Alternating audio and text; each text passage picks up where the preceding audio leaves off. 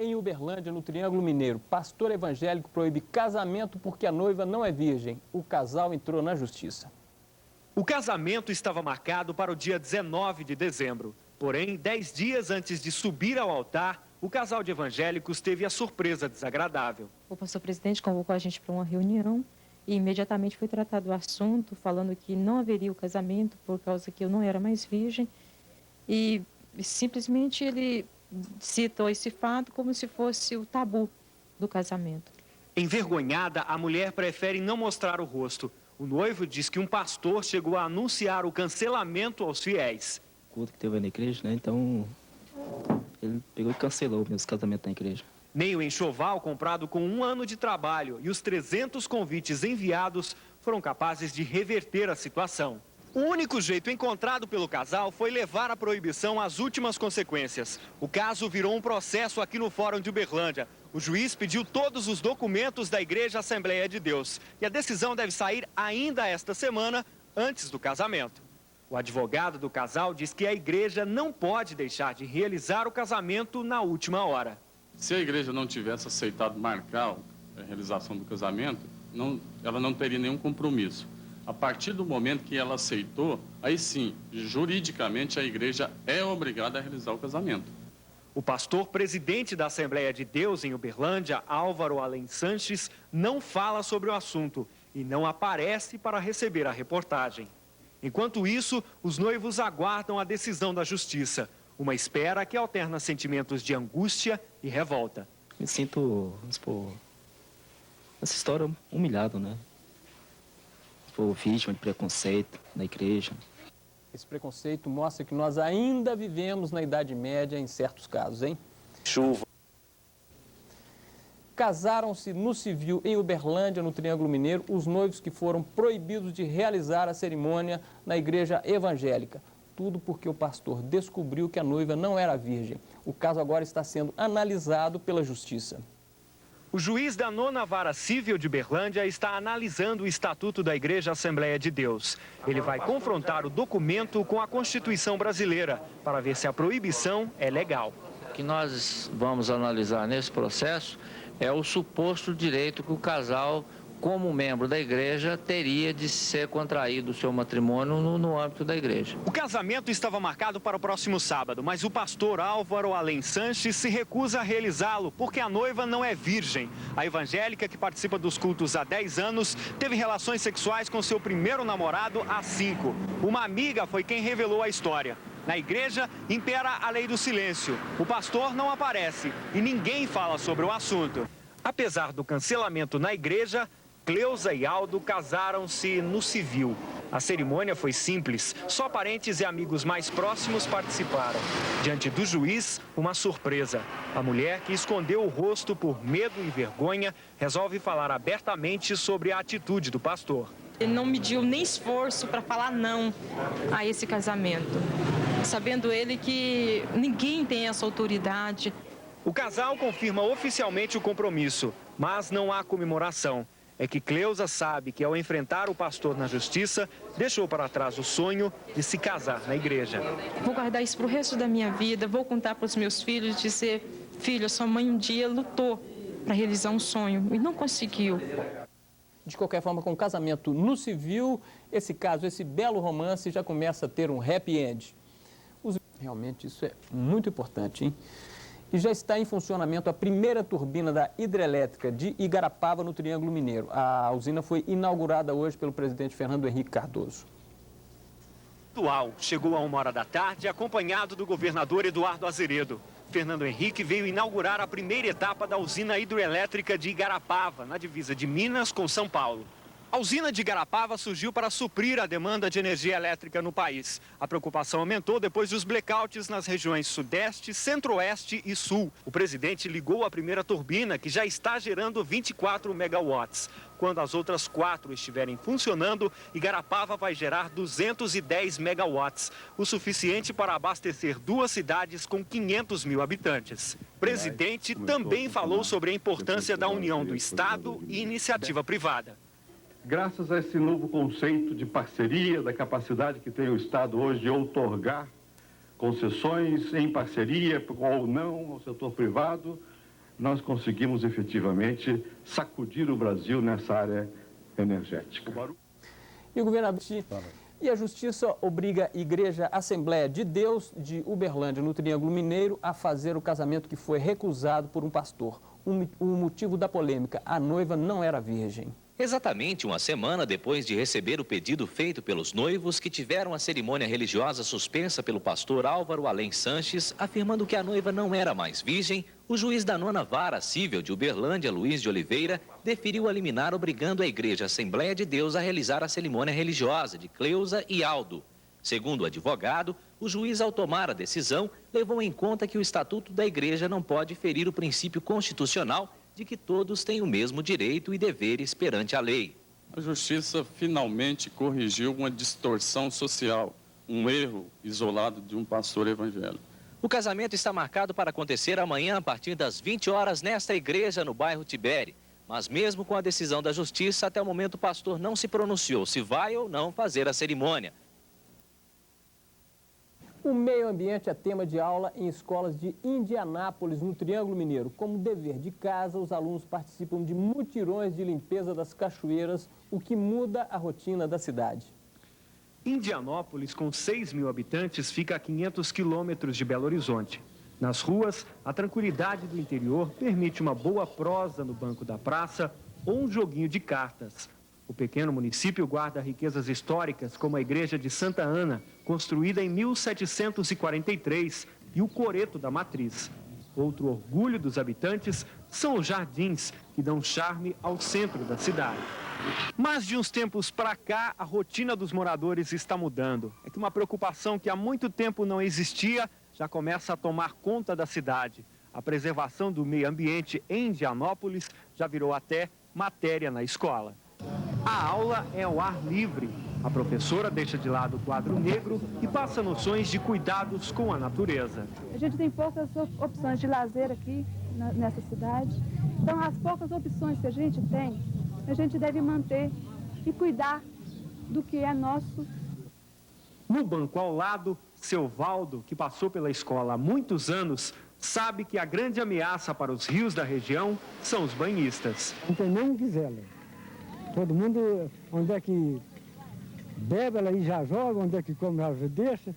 Nenhum não zela do lugar, não. E é na hora da tarefa de casa, feita a 15 quilômetros da cidade, que os estudantes vão conhecer o que seu Valdo está cansado de encontrar. Nesta pequena cachoeira, muito lixo espalhado por todo o canto. A ordem é limpar tudo e passar o que foi explicado a quem não se preocupa com o meio ambiente. Valeu a pena. Porque se nós não preservar, vai acabar. Daqui para frente, quando as pessoas vierem aqui e forem jogar algum lixo no chão, vão pensar 2 vezes antes de fazer isso. A gente pretende, com esse evento, é despertar na juventude a importância da preservação desse recurso natural. Valeu a pena. A polícia de Uberlândia, no Triângulo Mineiro, ainda não tem pistas da mulher que raptou um bebê recém-nascido no Hospital São Francisco, no centro da cidade. Por volta das 4 horas da tarde, uma mulher de aproximadamente 30 anos, branca, usando óculos, entrou neste hospital no centro de Uberlândia sem chamar a atenção dos funcionários e da segurança. Neste quarto, 3 mães com bebês recém-nascidos. A mulher, que entrou aqui vestida de branco e se dizia enfermeira, pediu um dos bebês a uma das mães e desapareceu com a criança. A dona de casa, Galciene dos Santos, mãe de Aline, que tinha apenas 5 horas de vida, está desesperada. Eu não quero saber não, eu quero a minha filha mesmo. O diretor clínico do Hospital São Francisco não quis comentar o assunto. O Hospital São Francisco não controla a entrada de pessoas na portaria. Este já é o 3º rapto de crianças no estado neste ano. Queda na safra do café no Triângulo Mineiro tem preocupado produtores e comerciantes. Araguari tem cerca de 100 mil habitantes. A principal fonte de renda vem dos 280 mil hectares de café. E apesar de problemas do clima em 98, o município colheu 600 mil sacas. Mas para 99, a expectativa não é animadora. É que no meio do ano, os produtores devem colher apenas 280 mil sacas, menos 60%. Segundo os cafeicultores, essa queda é normal de uma safra para outra, mas a notícia da queda já está deixando em pânico o comércio local. Eleutério Trevisan planta café há 16 anos. Ele sabe que o lucro diminui e que a repercussão direta da baixa colheita não é das melhores. Ela repercute no modo geral, mas é no comércio. Porque aonde o trabalhador, o braçal, ganha o dinheiro, ele vai gastar. Se ele não tiver onde ganhar, ele não tem onde gastar. Muito obrigado, Rodrigo. E eu vou te contar uma história incrível que aconteceu em Uberlândia. Um pedreiro é dado como morto, só que na hora do enterro se descobre que o morto, na verdade, é outro. O pedreiro Carlos Roberto Gomes literalmente nasceu de novo. Eu nunca esperava que isso acontecesse comigo. E não quero que aconteça isso com ninguém. Sozinho em casa, ele consertava o telhado, quando se desequilibrou e caiu. Como sentia muitas dores, foi ao pronto-socorro. Os médicos resolveram interná-lo. Foram 3 dias no hospital da universidade. A mulher e os 3 filhos estavam na casa da sogra. Por isso, a dificuldade do pedreiro em mandar notícias. E quando conseguiu, um vizinho entendeu mal a história. O vizinho ao lado da minha casa que avisou que meu marido estava morto na medicina. Marlene foi ao hospital e reconheceu o corpo de um indigente como sendo do marido. Ela abriu a gaveta, só que eu vi que era ele, pronto, peguei dor da cabeça. É igual, é idêntico com ele. Traços, assim, o que você reconheceu? Pelo cabelo, pelo rosto, mas foi pelo assim, o cabelo, assim, da cor do dele. Já estava tudo pronto, a funerária traria o corpo. Amigos e vizinhos estavam aqui na porta aguardando. Enquanto isso, Carlos teve alta no hospital. Pegou uma carona e veio parar em casa vivo. Um susto para todo mundo. A gente pensava que ele estava morto, né? E quando a funerária veio, arrumou tudo. Daí quando a gente menos espera, ele desceu da ambulância aqui. Agora, a família quer esquecer a história. E Carlos voltar a ter uma vida normal. Agora tá tão complicado que eu não posso nem sair na rua. Eu saio na rua, o povo fica tudo de olho em mim. Olha lá, ele morreu, falando, o Carlos morreu. Ficou ruim, né? Até pegar serviço aí. Eu vou pegar um serviço e falo, não, mas você morreu. O incrível é que nem a mulher e nem os vizinhos reconheceram o morto vivo. O Jornal Rede Cidade fica por aqui. Nós vamos voltar amanhã ao meio-dia com mais notícias. Outras notícias locais você acompanha. Uma deficiente física de Uberlândia, no Triângulo Mineiro, luta há 4 anos para se aposentar por invalidez. Mas o INSS negou o benefício de um salário mínimo por mês. Tereza tem 42 anos e aos 9 meses teve paralisia infantil. As sequelas da doença ficaram. Mesmo com a deficiência, foi se habituando às tarefas mais simples. Ela nunca conseguiu um emprego e, como não contribuiu com a Previdência, não pode nem tentar uma aposentadoria para ajudar nas despesas da casa. E a luta por um amparo ao longo dos anos vai sendo vencida pelo cansaço. A gente vai indo até cansa com esse tipo de coisa, certo? Que vai num lugar, vai no outro e não consegue. O último passo dado pela família da Tereza foi procurar o posto do INSS em Uberlândia para tentar o amparo da Lei Orgânica de Assistência Social. Criada em 93, ela funciona como uma espécie de aposentadoria por invalidez para quem não tem um amparo da Previdência. A lei garante um salário mínimo a portadores de deficiência e idosos acima de 65 anos. Para conseguir o amparo, é preciso um processo que analisa desde as condições físicas do interessado à renda da família. O pedido de Tereza chegou ao INSS em fevereiro, mas foi negado pela junta médica. O supervisor pericial diz que não sabe o porquê da negativa e não há um relatório do médico que fez o exame. Esse benefício foi analisado, o processo foi instruído e foi para a junta de recurso em Belo Horizonte. Enquanto isso, Tereza espera o resultado final. E apesar da incerteza, mostra muita força, que parece ser a característica de uma vida marcada pela doença. Eu espero um dia melhor, uma ajuda deles lá, né? Espero que eles contribuem comigo. Diz que sempre a gente espera, sempre alcança, né? Olha que impressionante, a Junta de Recursos do INSS de Belo Horizonte já julgou o caso e também negou a aposentadoria. Segundo o INSS, vejam bem a burocracia, o deficiente tem que ser incapaz para a vida diária e para o mercado de trabalho, o que não seria o caso de Tereza Vilela. Além disso, a família de Tereza tem renda maior do que 1/4 de salário mínimo por pessoa, outro requisito para ganhar o benefício. Impressionante, hein, gente? Aberta hoje em Uberaba a mais importante exposição de zebu no país. E a reforma, é claro, foi um dos temas discutidos. Os criadores sabem que a Expo Zebu é a melhor do país, tanto que há 6 anos ela atrai criadores de outros países. Na cidade onde o zebu é moeda forte, a venda de animais significa cifras grandes. Na Expo Zebu de 98, por exemplo, uma vaca chegou a ser vendida por R$197 mil. Este ano as expectativas são ainda mais otimistas, já que o número de animais é 15% maior.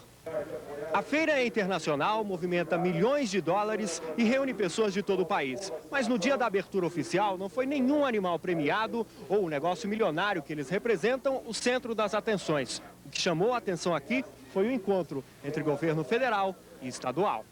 E a não ser pela troca de algumas palavras no início da solenidade, o vice-presidente e o governador de Minas permaneceram calados. O gelo de Itamar Franco começou no início da manhã, quando ele não apareceu no aeroporto de Uberaba para receber Marco Maciel. Quem acabou recebendo o vice-presidente foi outro visitante, o ministro da Agricultura, Francisco Turra.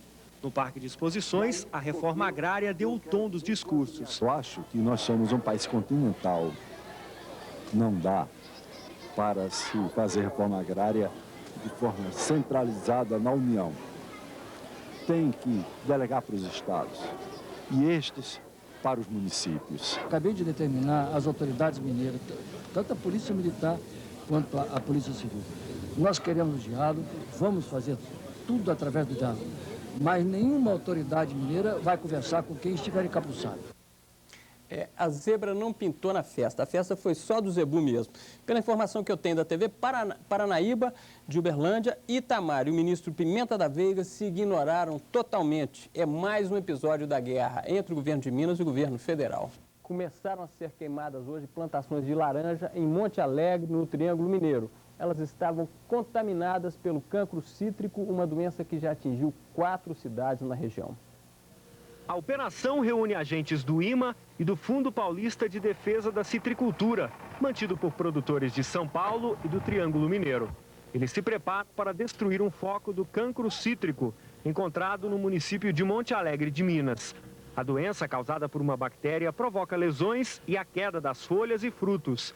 Não tem cura e é bastante perigosa pela facilidade em se espalhar pelas culturas. Essa contaminação, ela ocorre na propriedade por descaso do produtor com material de colheita. Esse material vem de outras regiões, tá certo? Ele não faz uma desinfecção adequada, ele joga o material no meio da quadra e o que ele vê naquela hora é só a colheita, ele não pensa em medida preventiva. Para entrar e sair na fazenda onde foi descoberto o foco, é preciso de um banho com antibactericida. Todo cuidado é pouco para não acabar disseminando o cancro cítrico. Nos 73 hectares, existem 26 mil pés de laranja. A doença foi detectada a tempo. Mesmo assim, uma área equivalente a 100 metros quadrados foi isolada. Este é o terceiro foco da doença encontrado no Triângulo Mineiro. Mudas contaminadas estavam no viveiro que ficava lá no fundo. O viveiro foi destruído e as plantas adultas, que estavam num raio de 30 metros dele, tiveram que ser arrancadas e destruídas. Ao todo, 159 plantas que produziriam 50 caixas de laranja.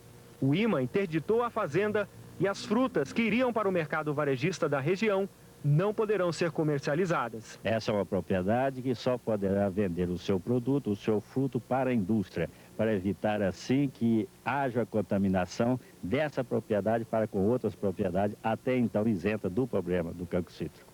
A maior preocupação do órgão é que o cancro cítrico se espalhe e tire a laranja da região do comércio exterior. Por isso, as fiscalizações nas fazendas vão continuar. O ministro José Serra nem bem chegou e foi logo jogando um balde de água fria no pedido feito pelo deputado federal Adelmo Leão e o prefeito Virgílio Galassi. Os dois foram a Brasília no mês passado, reivindicaram aumento na verba do SUS destinada a Uberlândia. O repasse que nós passamos é para o estado de Minas. Nós não passamos para a prefeitura. Quem passa para a prefeitura, quem administra o teto do estado é o governo estadual. O governo federal chega até o município, mas é através do governo estadual. O senhor pode intervir? Há uma forma de... Não há a menor possibilidade de intervir em nenhum município. Na verdade, o que a prefeitura quer é uma equiparação da verba do SUS com a atual realidade do atendimento de saúde do município. O pedido ao ministro da Saúde veio depois de uma comparação de Uberlândia com Juiz de Fora, que tem 30 mil habitantes a menos e recebe 2 milhões a mais. Hoje, Uberlândia recebe do SUS 3 milhões e meio de reais por mês. E só o Hospital de Clínicas da Universidade Federal de Uberlândia consome 2 milhões dessa verba. E do próprio reitor da universidade, o ministro ouviu mais 2 pedidos. Dinheiro para o pagamento da dívida do hospital, que chega a 6 milhões de reais, e uma ajuda para a folha de pagamento dos funcionários.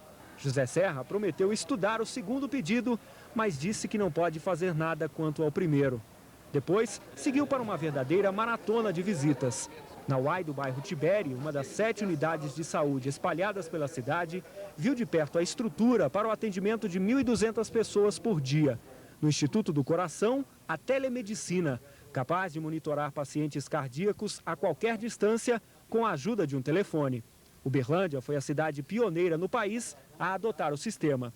Por último, visitou as obras de uma estação de tratamento de esgoto do rio Berabinha, o maior projeto de saneamento básico da região.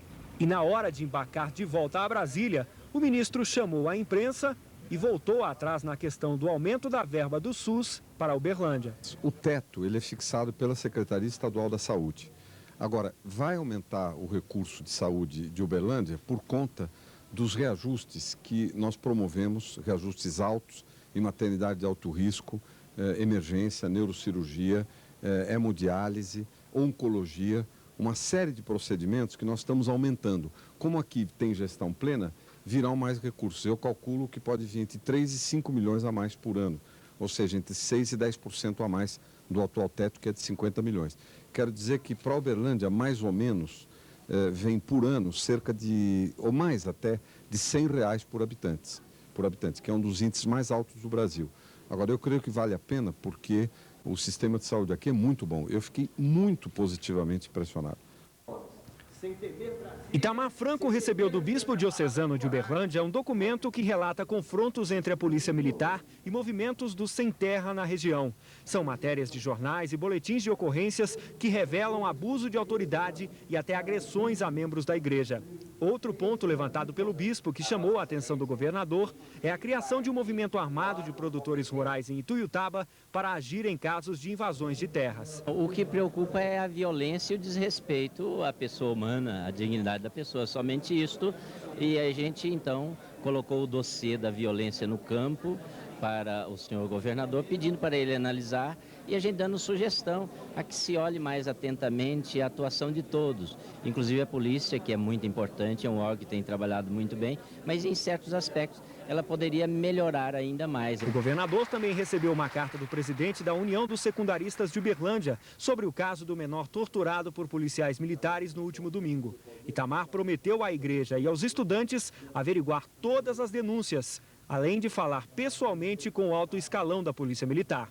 E enquanto o governador do estado discursava do lado de dentro, não sabia o que estava esperando por ele aqui do lado de fora. Trabalhadores da rede estadual de ensino organizaram uma manifestação para cobrar o pagamento do 13º salário que não foi pago o ano passado.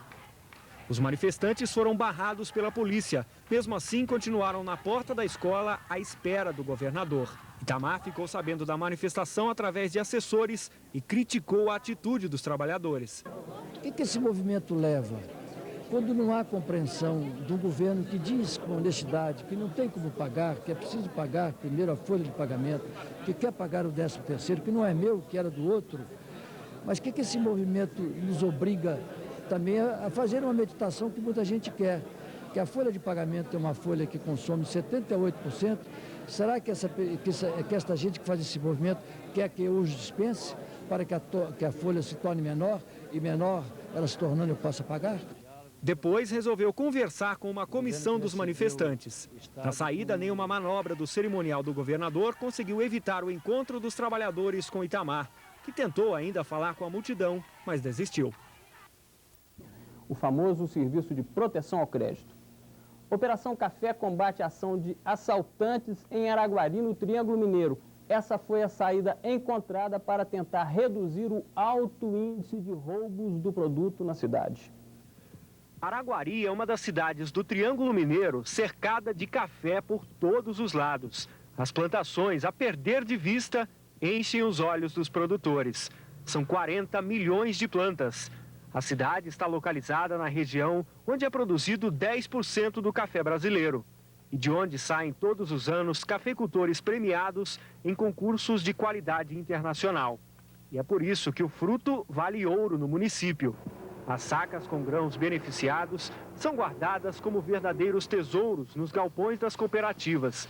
Nos últimos dias, a cotação da saca de 60 quilos chegou a R$ 170. Assim, não é difícil encontrar produtores com algumas histórias de roubos para contar. Nós já tivemos casos em que a pessoa foi na lavoura e cortou o pé e levou o pé inteiro. Há casos em que o produtor teve fruto apanhado. A pessoa foi lá e simplesmente apanhou 10, 20 pés da lavoura e levou isto. Há casos em que o café que estava secando em terreiro, que estava sendo preparado, também foi levado. E em menores proporções, mas com valores mais significativos, ocorrendo também em cafés já preparados, já prontos para venda e estocagem. E esta ousadia dos ladrões fez com que a Associação dos Cafeicultores da cidade procurasse a ajuda da polícia. Nós não tínhamos outra alternativa a não ser fazer esse encontro com o comandante da companhia para tentar achar uma solução. E é quando cai a noite que começa o que os militares chamam de Operação Café. O armamento usado por eles é pesado. E é daqui do batalhão que eles vão sair para fazer a ronda nas fazendas da região. Até as plantações, eles rodam alguns quilômetros. Nas estradas de terra, a velocidade é moderada. O carro passa pelas porteiras e anda até no meio do cafezal. E a qualquer movimento suspeito, os policiais estão prontos para entrar em ação. No final das rondas, todos os pontos visitados são anotados. Uma espécie de prestação de contas do itinerário. A Operação Café deve ir até o final de agosto, quando termina a maioria das colheitas. Se a PM está muito mal em Raposo, aqui na região de Nova Lima, ela merece os parabéns por essa Operação Café no Triângulo. Mais notícias depois do intervalo. E olha que notícia interessante. Em Uberlândia, no Triângulo Mineiro, os moradores ajudam no combate ao fogo. E o Corpo de Bombeiros faz um alerta. Os incêndios podem ser facilmente evitados. Na sexta-feira à noite, o fogo destrói um ferro velho no Jardim Brasília. Os bombeiros desconfiam que o incêndio foi criminoso. No sábado, outro susto. Um descuido de um morador com um botijão de gás deixa a cozinha desta casa, no centro da cidade, completamente destruída. Mas para os bombeiros, o pior inimigo dos últimos dias é o fogo em terrenos baldios, fazendas e as margens das rodovias. O mato seco e o tempo se transformam em dor de cabeça para os militares. De acordo com os bombeiros, a umidade relativa do ar, constantemente baixa nessa época do ano, é a principal causadora dos focos. Segundo os bombeiros aqui de Uberlândia, só neste final de semana, 7 incêndios foram registrados na zona rural. Para compensar o efetivo reduzido, principalmente no combate a incêndios fora da zona urbana, os bombeiros agora contam com a ajuda dos próprios moradores do local. Incêndios, geralmente na zona rural, são incêndios de grandes proporções. O Corpo de Bombeiros remete para aquele local bombeiros, soldados,